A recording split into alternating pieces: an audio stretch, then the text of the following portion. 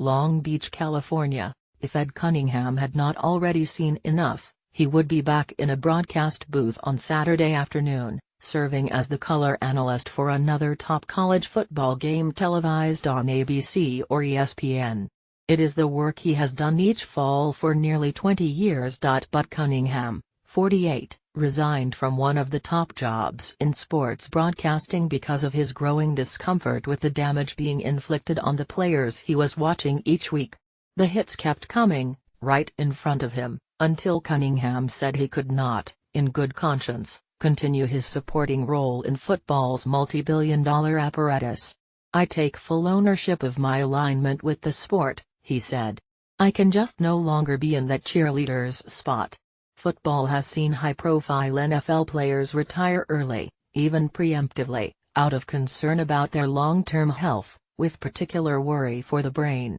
But Cunningham may be the first leading broadcaster to step away from football for a related reason, because it felt wrong to be such a close witness to the carnage, profiting from a sport that he knows is killing some of its participants.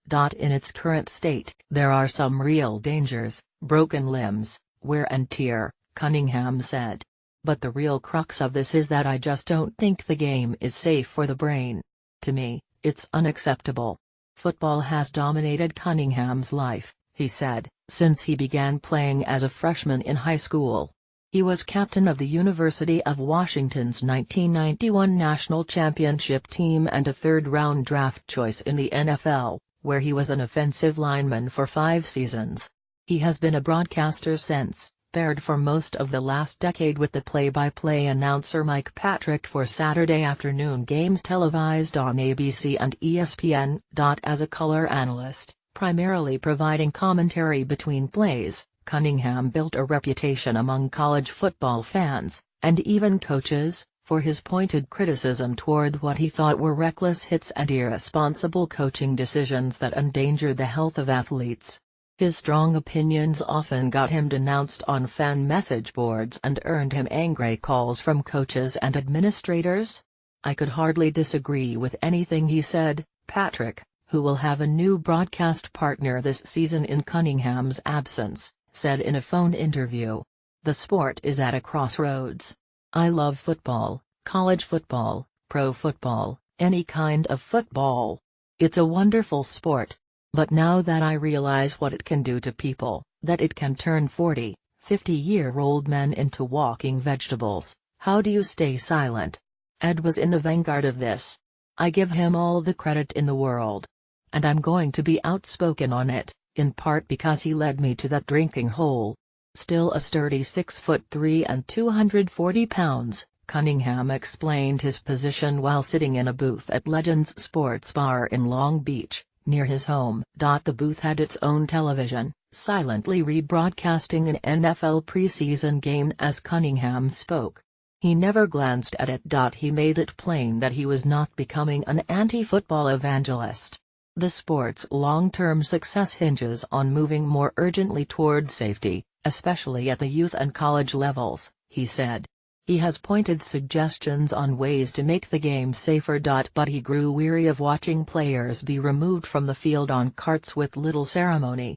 "We come back from the break and that guy with the broken leg is gone, and it's just 3rd and 8, he said. He increasingly heard about former players, including former teammates and peers, experiencing the long-term effects of their injuries, especially brain trauma.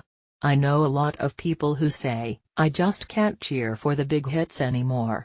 I used to go nuts, and now I'm like, I hope he gets up," Cunningham said. His eyes welled with tears. "It's changing for all of us. I don't currently think the game is safe for the brain. And, oh, by the way, I've had teammates who have killed themselves." Dave Durson put a shotgun to his chest so we could study his brain. Durson was a teammate of Cunningham's with the Phoenix, now Arizona, Cardinals in 1992 and 1993.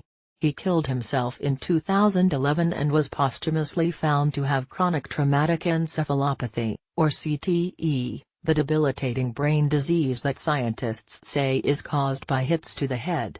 It has been discovered in the brains of more than 100 former NFL players.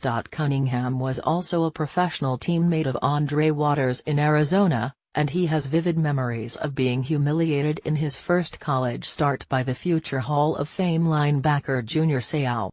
Waters and Seau killed themselves and were later found to have C.T.E., too. "This is as personal as it gets," Cunningham said. "I'm not hypothesizing here. Cunningham displays none of the Alzheimer's-like symptoms that cripple many of those who are later found to have C.T.E., which can be diagnosed only post